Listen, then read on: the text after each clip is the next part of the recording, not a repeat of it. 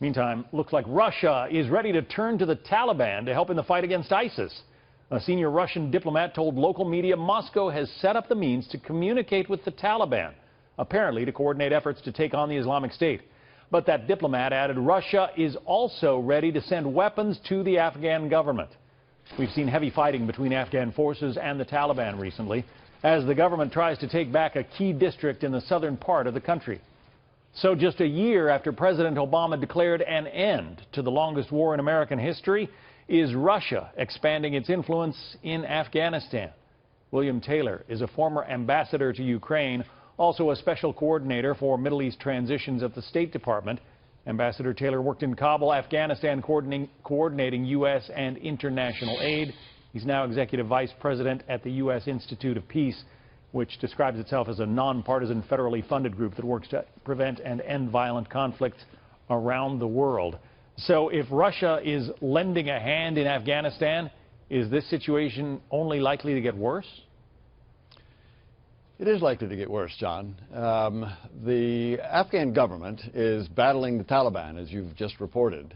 The Afghan government has asked for assistance. Certainly they're getting assistance from NATO and the United States. President Ghani has also asked the Russians for weapons.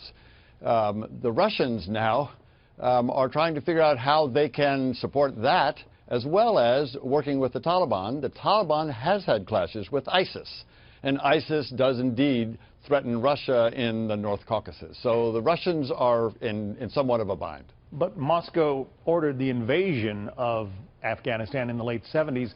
That didn't go so well for them. Why do they want to put their finger back into that hornet's nest? That's an excellent question. The invasion of Afghanistan back then that you just described led eventually to the fall of the Soviet Union. So they've got bad memories of Afghanistan, and I will tell you that the Afghans have bad memories of the Russians and the Soviets. So the Russians are looking to see where they can move. They've been stymied in Ukraine, and they're backing off in Ukraine. They're engaged now, maybe bogged down in Syria, and they're looking for other places. But they do have a threat of ISIS on their southern borders. Well, if they're bogged down in Ukraine and Syria, I would think, you know, getting into a third front war or a third front skirmish, however you want to call it, would not be to Vladimir Putin's advantage. He's hard to figure. He's very hard. No one can get inside Mr. Putin's head to understand his motivations. The sanctions that the Europeans and the Americans have put on him for invading Ukraine and illegally annexing Crimea are hurting him. And so he may be looking for places to sell some of his equipment. And they are offering, the Russians are, some equipment to those who are fighting ISIS there. He's offering that apparently to the Afghan government. I haven't heard that he is offering equipment to the Taliban. Both the Afghan government fighting Taliban and the Taliban fighting ISIS are looking for support. So by funding and by providing arms to the Afghan government, Russia ingratiates itself and sort of sticks its thumb in the eye of the West at the same time? It's hard to figure. Again, Mr. Putin would love to stick his finger in the eye of the West. That's one of the motivations, I guess. Again, no one knows really what's going on, but he seems to have done that.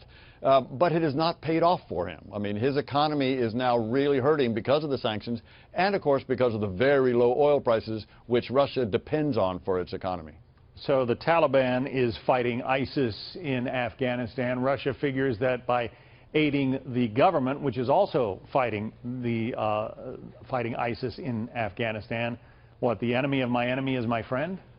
That must be the calculation, but the government of Afghanistan is really focused on the Taliban. Taliban has